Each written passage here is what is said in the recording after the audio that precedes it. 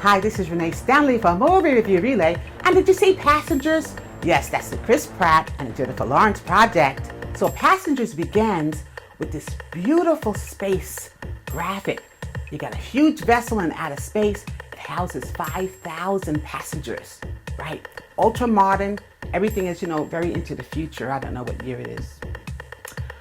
But the name of the vessel is Avalon, and we're giving information that it's headed toward a colony, a space colony called Homestead 2. All right, there is an event that triggers the malfunctioning of the hibernation pod. You see, this is going to be a very long trip, and people need to be hibernated for like 110 or 130 years. So this one pod malfunctions, and then Jim wakes up ahead of everybody else.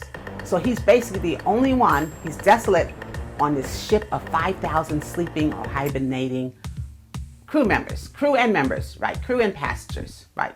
Everybody's supposed to be asleep, him too, but now he's up. The Avalon is equipped with robots and all of these instant holograms that instruct the passengers, including Jim, because he's the only one awake now, what to do. All the amenities of the ship, all these entertainment things, where to eat and all that kind of stuff. But Jim doesn't care because he's alone. He doesn't care about having all these things because without all these things, as you know, everybody knows what possessions, it means nothing if you don't have anybody to share it with. So he's heartbroken.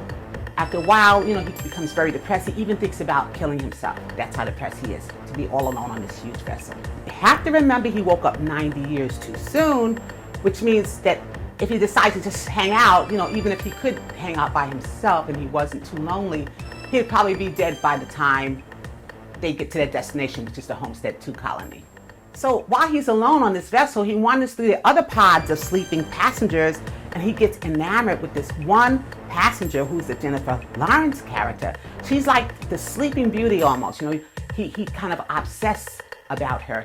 He sits there right next to her pod, stares at her beautiful face, and then he goes on his computer, looks up her profile to find out things about her, look at her personality the same way we look at videos today.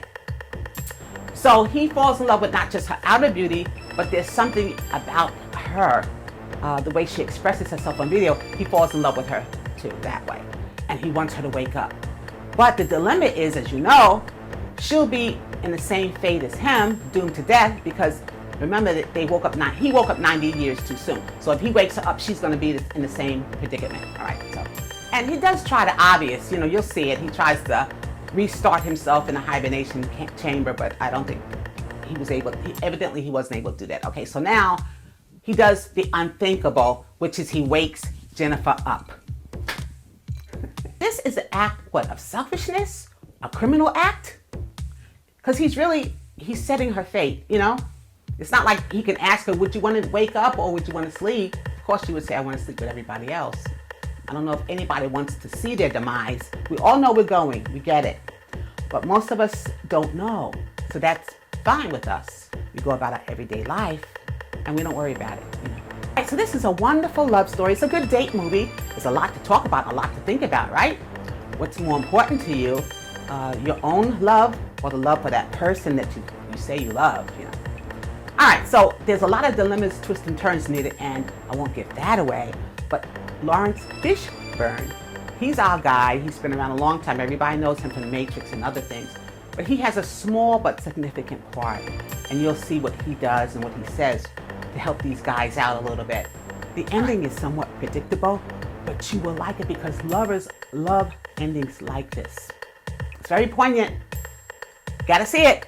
All right, so if you're not doing anything after the turkey today, you might want to go and see that movie. It's a good love story. And of course, we have other things that's still in the theater.